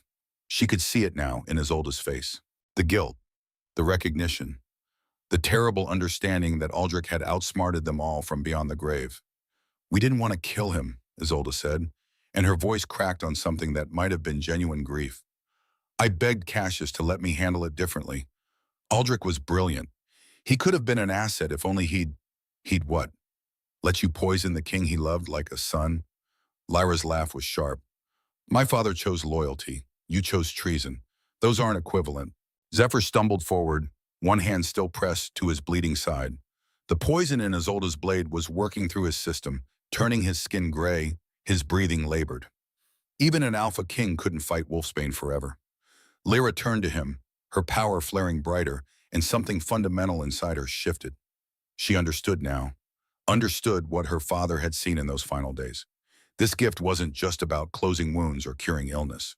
It was about seeing the damage that lived beneath skin and bone, the trauma that carved canyons through souls, the pain that made good people do terrible things. And it was about choosing who deserved healing. "Lyra," Zephyr said, his voice rough. "The poison. I know." She pressed her glowing palms to his ribs, and the light flowed from her into him. The effect was immediate and profound. His wound closed like a flower in reverse, flesh knitting together with such speed it seemed like time running backward. The gray tinge faded from his skin, replaced by healthy color. His breathing steadied, deepened, became strong again. But more than that, the light that flowed between them carried something else. Understanding, trust, the absolute certainty that whatever came next, they would face it together. The mate bond, partial and aching before, suddenly snapped fully into place. Zephyr gasped. Lyra felt it too, that final click of recognition, like a key turning in a lock that had been waiting her entire life to open. Not just attraction, not just chemistry, but the bone-deep knowledge that this person, this soul, was hers in ways that transcended choice or logic. Golden light erupted from Zephyr to twine with her silver, the two colors braiding together in the air between them. Every wolf in the throne room felt it, felt the completion of a bond so powerful it made the air itself vibrate. "Impossible," Cassius breathed from his throne. "A completed bond should take months. This is meant to be be," Ronan finished, his voice carrying across the stunned silence. Zephyr's beta stood with his sword still raised, but his expression held something like wonder. Fated mates, the bond completes the moment both choose. And she just chose. Lyra turned her attention to the throne room at large. To the wolves still frozen in combat. To the injured scattered across the floor, bleeding and broken. She saw them all, saw every wound, saw the history carved into their flesh. This one injured defending the king, that one hurt betraying him. This warrior carried scars from honorable battles. That noble bore marks from dishonorable choices. And she made a decision. The silver light expanded, cascading outward in a wave that touched every living being in the throne room. Friend and foe alike, loyal barrio and traitor, innocent and guilty. Every wound closed, every broken bone knit, every poison system purged. Wolves gasped as injuries that should have killed them simply vanished. The warrior who'd lost an eye 3 minutes ago blinked in shock as sight returned. The beta with a crushed leg stood, testing weight on limbs that should have been ruined. Even Garrett Coldsteel, the mercenary who'd transported her in chains, stared at his restored hand, 3 fingers grown back from stumps, with an expression caught between gratitude and horror. "I heal everyone," Lyra said, her voice carrying that same otherworldly resonance. "Because that's what my father would have done. He never asked if someone deserved his gift. He just gave it." She moved through the throne room, her hands glowing, touching soldiers and nobles and servants alike. The light flowed from her fingertips without effort, without exhaustion, as if she'd been built for exactly this purpose, as if 3 years of isolation had been preparation for this single moment. When she reached Isolde, the older woman flinched back. "Please," she whispered. "I know what I did. I know it's unforgivable. But I loved him. I loved Aldrich. When he died, something in me broke, and You blamed Zephyr," Lyra said quietly, "for not protecting him. For being alive when the man you loved was dead." Isolde's face crumpled. "He was everything. Brilliant and kind, and so patient with me. I wanted him to choose me, to see me as more than just a colleague, but he only ever saw his work, his duty, his daughter." There it was, the truth beneath the treason. Not ambition or greed, but grief twisted into something toxic. Love that curdled into resentment when it wasn't returned. Lyra pressed her palms to Isolde's shoulders. The older woman cried out, but not in pain, in relief, because Lyra's gift didn't just heal bodies. It healed the wounds that words like heartbreak and loss couldn't adequately name. "My father cared for you," Lyra said softly, showing Isolde the memory her pendant had revealed. Aldrich laughing with Isolde over medical texts. Aldrich defending her ideas in council meetings. Aldrich trusting her enough to share his concerns about Cassius. Not love, but respect, friendship. The kind of regard that should have been enough, but somehow wasn't. "He never knew," Isolde whispered, tears streaming down her face. "He never knew how I felt." "No, but I know he would have been devastated by what you became." Lyra released her. "My father believed in second chances, so I'll give you what he would have wanted, life, but not freedom." She stepped back, letting Ronan's warriors take Isolde into custody. The older woman didn't resist, just stood there, tears falling, finally understanding the weight of what she'd done. Zephyr moved to Lyra's side, his hand finding hers. Their fingers laced together and that dual-colored light pulsed again, gold and silver braiding in the air. "That was mercy," he said quietly. "More than she deserved. Maybe, but killing her wouldn't bring my father back. And I think—" Lyra looked at the pendant now hanging openly against her chest. "I think he'd rather I build something new than destroy what's left of what he loved." Cassius chose that moment to run. He bolted from his throne, heading for a side door. His composure finally shattered completely. But Ronan was faster. The beta intercepted him in 3 strides, bringing Cassius down with a tackle that cracked stone when they hit. "Going somewhere, traitor?" Ronan hauled the royal counselor upright, forcing him to his knees before Zephyr. Cassius looked up at his king and all the arrogance had drained from his face. "Mercy," he gasped. "Your Majesty, please. I only wanted what was best for the kingdom." "You have to believe." "I believe you murdered my friend," Zephyr said, his voice cold as winter. "I believe you poisoned me. I believe you ordered the abduction of my mate." He drew his sword, the blade singing as it cleared the scabbard. "And I believe justice is long overdue." "Wait," Lyra said, every eye turned to her. She approached Cassius, kneeling so they were eye level. This close, she could see the scars hidden beneath his fine clothes. Old wounds, poorly healed. And when she let her gift show her the truth beneath flesh, she saw something she hadn't expected. A child, maybe 8 years old, beaten by a father who valued strength over kindness, starved by a pack that saw him as worthless, taught that power was the only protection against a world that wanted to crush anything weak. Cassius Thorngate had been broken long before he'd started breaking others. "I see you," Lyra said quietly. "I see what was done to you, how pain carved you into something sharp and dangerous." Cassius stared at her, confusion and fear warring in his expression. "But seeing doesn't mean forgiving." Lyra placed her glowing hands over his heart. "You had choices, so many chances to be better, to choose healing instead of harm. You chose wrong every single time." The light that flowed from her into him was different this time. Not gentle, not kind. It was truth, burning and absolute, forcing him to feel every ounce of pain he'd caused, every life destroyed, every family shattered, every future stolen. Aldrich's death, Zephyr's poisoning, Lyra's father's final moments of betrayal and understanding. Cassius screamed. When Lyra pulled her hands away, he was sobbing, broken in ways that had nothing to do with body and everything to do with soul. "I'm sorry," he gasped. I'm sorry, I didn't." "You did," Lyra stood, "and now you'll face the consequences." She looked at Zephyr, saw the question in his amber eyes, saw him giving her the choice of how this ended. "Justice," she said, "not revenge, but justice." Zephyr's blade moved so fast it was almost merciful. Cassius Thorngate, royal counselor and architect of treason, died with his king's steel through his heart. Died understanding, finally, the weight of what he'd done.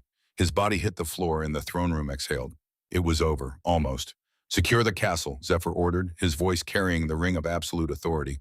"Ronan, take 20 wolves and sweep for remaining conspirators. No one leaves until we've accounted for everyone involved." "And the 2 alphas?" Ronan asked. "Draven and Magnus Ironclaw?" "Send riders. Tell them their king demands their presence to answer for treason." Zephyr's smile was sharp. "If they run, it's admission of guilt. If they come, we'll have them exactly where we want them." Ronan saluted and moved to carry out orders. Warriors began sorting through the throne room, separating loyalists from traitors. The willing from the coerced. Young Ash, who'd loosened Lyra's chains, stood uncertainly near the door, his face pale. "You," Lyra called to him. "Come here." He approached like someone expecting execution, his shoulders hunched. "I know I was part of it. I transported you. I didn't stop them. Whatever punishment, you showed me kindness when you didn't have to," Lyra interrupted. "Gave me water, loosened my chains, warned me what was coming." She placed a hand on his shoulder, and a flicker of silver light passed between them. "That matters." "My sister," Ash said, his voice breaking. "The Omega they killed, her name was Willow. She was kind. Like you. I couldn't save her. But I thought maybe you did save someone." Lyra squeezed his shoulder. "Me, and I won't forget that." Zephyr moved beside her. "You're young, misguided, but not evil." He studied Ash with eyes that missed nothing. "How would you like to serve your king properly? As a guard in the royal household, protecting those who need it?" Ash's eyes went wide. Your Majesty, I don't deserve—" "Probably not," Zephyr agreed, "but my mate says you showed her mercy. That's enough for me. Do you accept?" "Yes." Ash dropped to one knee. "Yes, Your Majesty. I swear I'll serve with honor." "See that you do." As Ash was led away to be processed with the other soldiers, Lyra leaned against Zephyr, exhaustion finally catching up with her. "How are you standing?" he asked, wrapping an arm around her waist. "You just healed 50 wolves and resurrected yourself. You should be unconscious." "Probably." Lyra looked at her hands, still faintly glowing. "But my father's gift doesn't seem to have limits. Or if it does, I haven't found them yet. That's terrifying." "I know." They stood together in the throne room that had almost been her execution site, surrounded by evidence of battle and betrayal, but also surrounded by wolves who'd fought for their king, who'd chosen loyalty over corruption. It wasn't perfect, but it was a start. "The Alphas will come," Zephyr said quietly. "Draven and Magnus. They'll bring armies. They won't surrender easily." "How many?" 3,000, give or take. Seasoned fighters, well armed." He looked down at her. "It'll be war." Lyra thought about her father, who'd dedicated his life to healing, who'd taught her that every life mattered, even the ones that seemed worthless, who'd died trying to prevent exactly this kind of bloodshed. "Then we'll make it a war worth winning," she said.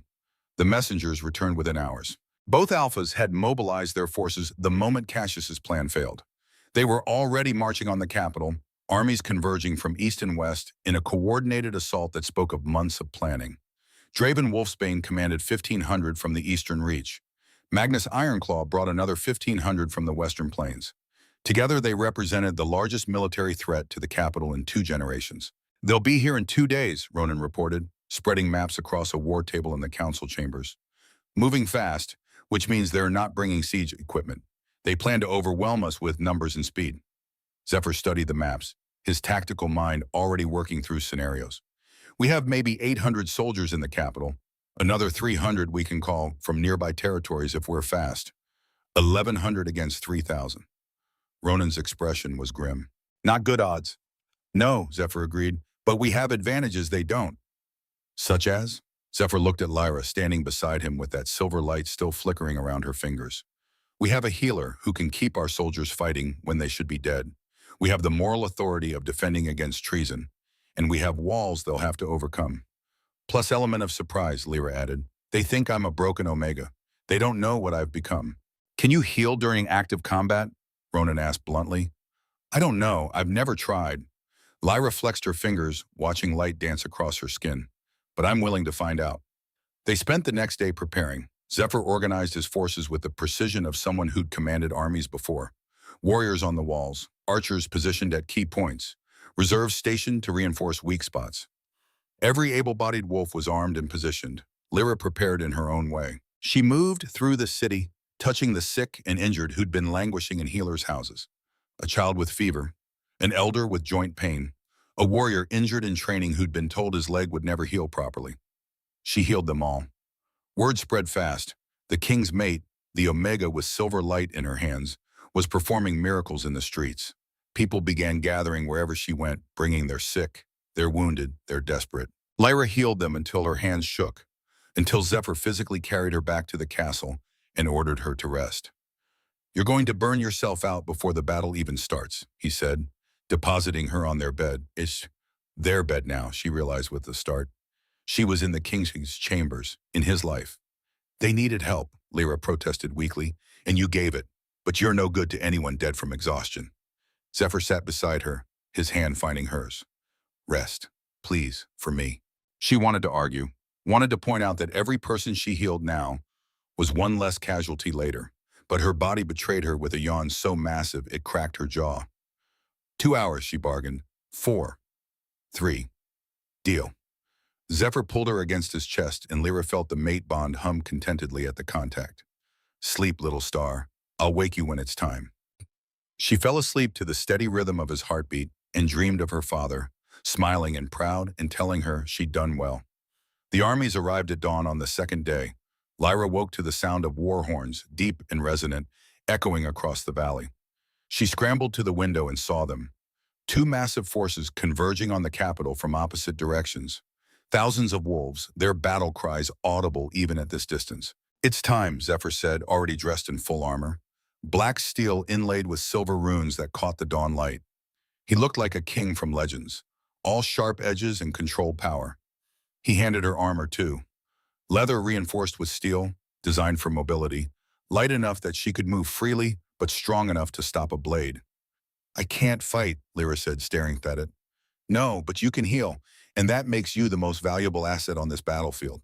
Zephyr helped her into the armor, his fingers deft despite the gravity of what was coming. Stay behind the lines, let Ronan's guards protect you, and when our soldiers fall, bring them back. Zephyr, I love you. The words came out rough, unpracticed, like he'd been holding them for 12 days and couldn't contain them anymore. I should have said it before. At the watchtower, when you saved me, when you let me go. I should have said it every day since, but I'm saying it now. I love you, Lyra Sylvain, and I will fight today knowing that you gave me something worth fighting for. Lyra's eyes burned. I love you too, which is why I'm terrified. Good. Terror keeps you sharp. He kissed her, hard and desperate, and full of promises about futures that might never come. Stay alive today, that's all I ask. Same to you. They descended to the castle walls together. Ronan met them, his armor dented from yesterday's throne room battle, but his expression calm. Draven's forces are positioning east, Magnus taking the west. They'll attack simultaneously, try to split our defenses. He looked at Lyra. Where do you want to be?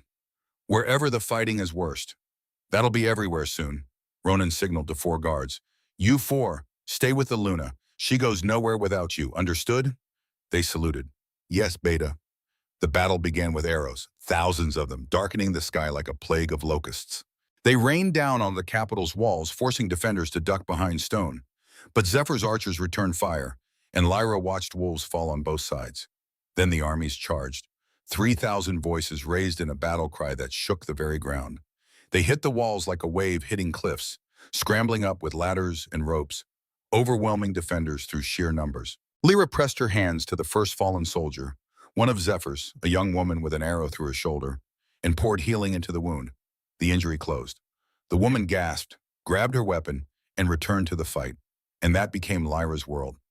Moving along the walls behind the fighting, touching the injured, bringing them back from death's door, an archer with a crushed hand, a warrior with his throat slashed, a beta with half his ribs caved in. She healed them all.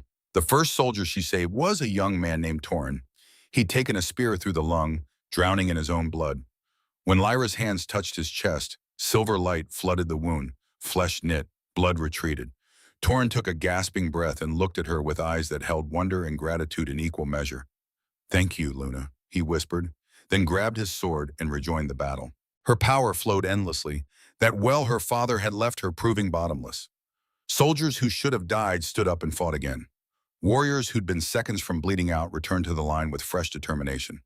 A female warrior named Kira collapsed near Lyra's position, her legs severed below the knee, the kind of injury that meant death by blood loss within minutes. Lyra knelt beside her, pressed glowing hands to the stump, and watched bone extend, muscle weave, skin seal. Kira stood on 2 whole legs, tears streaming down her face, and threw herself back into combat with renewed fury. The enemy noticed. There, someone screamed from below. The glowing woman, she's healing them. Kill her! Arrows redirected. 12, 2 aimed specifically at Lyra. Her guards threw themselves in front of her, shields raised. but one arrow got through. It punched into her thigh, the force spinning her sideways. Pain, fire spreading from the wound. Poison again, she realized dimly. They'd poisoned their arrows. Her hands moved automatically, yanking out the shaft, sealing the wound before the poison could spread.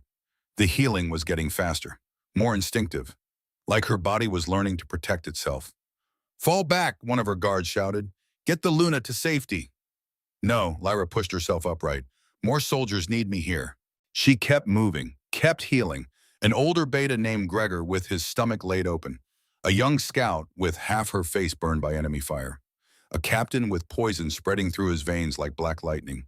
She saved them all. By midday, Draven's forces had breached the eastern wall. Magnus's wolves poured through a gap on the west. The battle moved into the streets, became close quarters chaos where healing light and spilled blood painted cobblestones in alternating patterns. Lyra healed 843 soldiers that first day. She knew because each one thanked her. Each one looked at her with eyes that said, "You gave me back my life." And each one returned to fight for the king who'd given them a Luna worth dying for. By sunset, both armies pulled back to regroup. The capital held. Barely, but they'd held. Zephyr found Lyra in a healer's tent, her hands still glowing faintly as she worked on a warrior with burns across his back. "You need to stop," he said quietly. "One more. Lyra, one more." She finished sealing the burns, watched the warrior stand and salute, then finally let herself collapse. Zephyr caught her before she hit the ground. Stubborn woman. Stubborn king. She pressed her face against his chest, breathing in his scent beneath the copper tang of blood. "How bad?" "We lost maybe 50. They lost 300, but they still have numbers." His arms tightened around her. "Tomorrow will be worse. Then we'll be ready." The second day was worse. Both armies hit the walls with renewed fury. Draven and Magnus themselves joined the fighting, two powerful alphas whose presence rallied their troops. Lyra saw Draven from a distance, dark-haired, broad-shouldered, moving through combat with the efficiency of a trained killer. And beside him, directing reserves, a woman with auburn hair braided back from a face Lyra would have recognized anywhere. Seraphine, her sister. On the enemy's side, just like Garrett Coldsteel had said, something inside Lyra cracked. All the healing she'd done, all the mercy she'd shown, and her own sister stood with traitors. The fury that rose in her chest burned hotter than any wound. Silver light erupted from her hands, wild and untamed, spreading across the battlefield in a wave that touched every living thing. Friend and foe alike cried out as the healing washed over them. Injuries sealed, poisons purged. Exhaustion lifted like fog before sun. But for the enemies, the healing came with something else. Understanding. Truth. The weight of what they were fighting for, not honor or justice, but the ambitions of would-be tyrants. 300 of Draven's wolves threw down their weapons. "I won't fight for a lie," one shouted. Others echoed the sentiment. They'd been told they were defending the kingdom from a corrupt king. Lyra's healing had shown them the truth. Magnus Ironclaw himself staggered, staring at his hands. The moment her light touched him, he saw everything. The conspiracy laid bare, Cassius's manipulations, the innocent lives about to be lost for nothing but power. What did she do to us?" he gasped. "Gave you clarity," Zephyr called from the walls. "My mate shows you what you're really fighting for. And you don't like what you see." The battle turned. With 300 deserters and another 100 dead, the enemy forces broke. They retreated in disorder, leaving weapons and wounded behind. Zephyr's forces pursued, not to kill but to capture. By the time the sun set on the second day, both Draven and Magnus were in chains. And Seraphine Wolfsbane, née Sylvain, knelt in the throne room with her hands bound, staring at the sister she'd believed dead for 3 years. "You're alive." Seraphine's first words weren't accusation, just shock. Pure, unfiltered shock that bordered on disbelief. Lyra stood before her, still in battle-stained armor, silver light flickering around her fingers. "I am. They said you died. In the mountains. 3 years ago." Seraphine's voice cracked. "I mourned you. I thought I'd lost everyone. You didn't lose me. You chose to believe I'd abandoned you." Lyra crossed her arms, trying to hold back the tsunami of emotion threatening to drown her. "And then you married our enemy. Why?" "Draven showed me proof," Seraphine's composure shattered. "Letters in your handwriting saying you'd joined another pack, that you were happy, that I was better off without you dragging me down." Lyra's stomach turned. I never wrote those letters. I know that now. Tears streamed down Seraphine's face. Your mate's healer examined them. Forgeries, good ones. Cassius had them made. He wanted us divided, broken, and it worked. The throne room was packed with witnesses. Every territorial alpha who'd remained loyal, every council member who'd survived the purge. They watched this reunion with the attention of people who understood its importance. Zephyr stood beside the throne, his throne now, properly, and said nothing, giving Lyra the space to handle this herself. When did you figure out the truth? Lyra asked. Yesterday, during the battle, when your healing touched me. Seraphine's chains rattled as she gestured helplessly. I felt everything. Father's death, your fear, the lies Draven told, all of it, clear as daylight. I surrendered immediately, begged our troops to stop, but Draven knew the letters were fake, Lyra finished. He manipulated you deliberately. Yes, Seraphine's voice dropped to a whisper. I've been such a fool. Lyra wanted to rage, wanted to scream about 3 years of believing her sister hated her. 3 years of isolation that could have been prevented if Seraphine had just trusted her. But the healing gift showed her something else. Showed her a 23-year-old woman grieving her father and sister simultaneously. Showed her Draven's careful manipulation, preying on grief and loneliness until Seraphine believed the lies because the truth was too painful. Showed her that victims could also be perpetrators, and that forgiveness didn't erase consequences. I loved you, Lyra said quietly. You were my sister, my only family after father died. And you believed I'd leave you without a word. That hurt more than anything else. I'm sorry. Seraphine was openly sobbing now. I'm so sorry. If I could take it back. You can't. None of us can. Lyra looked at Zephyr. What's the sentence for treason? Typically, execution. He met her eyes steadily, but the law allows for mercy in cases of proven manipulation. If the accused can demonstrate they were coerced or deceived, exile is an option. Then I want exile. Lyra turned back to her sister. For both of you, you and Draven, but separately, you lose each other. That's the price of what you've done. Seraphine's face crumpled. Please, I know I don't deserve mercy, but it's not mercy, it's justice. Lyra's voice was hard. Draven goes to the northern wastes. You go to the Covenant of Healing Sisters, the monastery on the eastern coast. 5 years of service, healing the sick, learning what it means to actually help people instead of helping yourself. 5 years, Seraphine whispered. And when those 5 years are done, if you've truly learned, truly changed.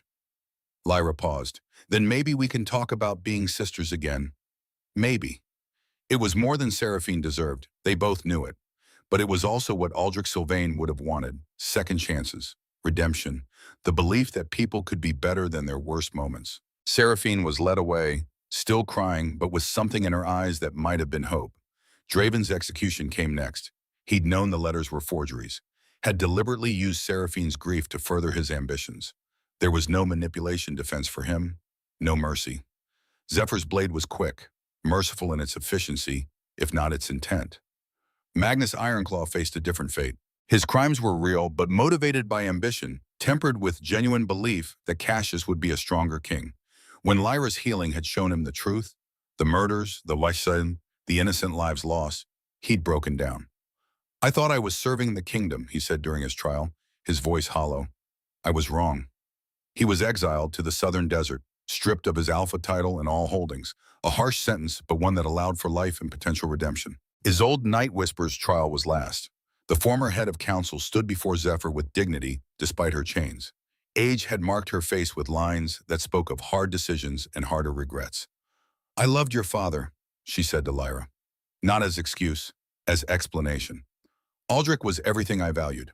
Brilliant, dedicated, kind in ways I'd never experienced.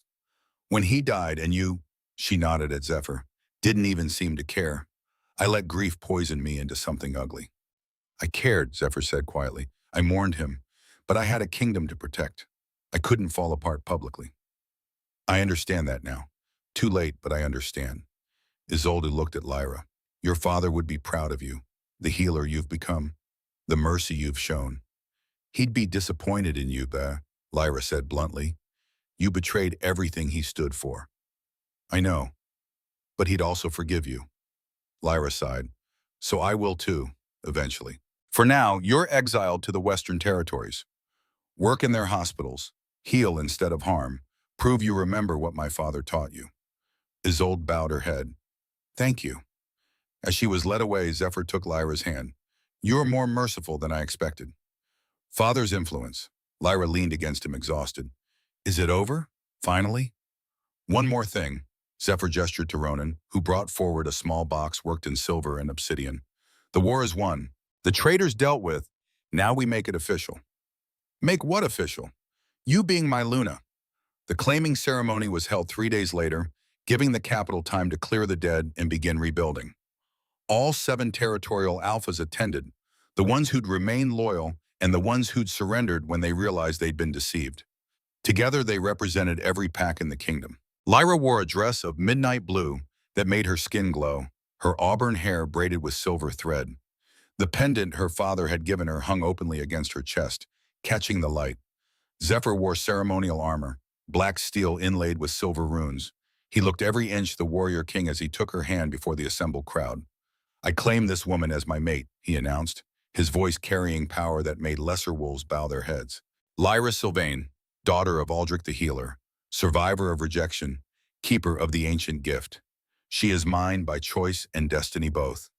Any who challenge this claiming challenges me. Silence. No one dared speak against the Alpha King. Do you accept? Zephyr asked her, his amber eyes holding hers. I accept, Lyra said clearly. I claim you as my mate, Zephyr Ashenwolf, Alpha King of the 7 territories. I choose you freely, completely, for as long as we both live. The mate bond, already complete, flared between them, but this time it was visible to everyone. Golden light erupted from Zephyr to twine with Lyra's silver, the 2 colors braiding together in the air above their joined hands. The crowd gasped. Mate bonds were usually private, invisible to outsiders. This one blazed like a beacon, undeniable and overwhelming.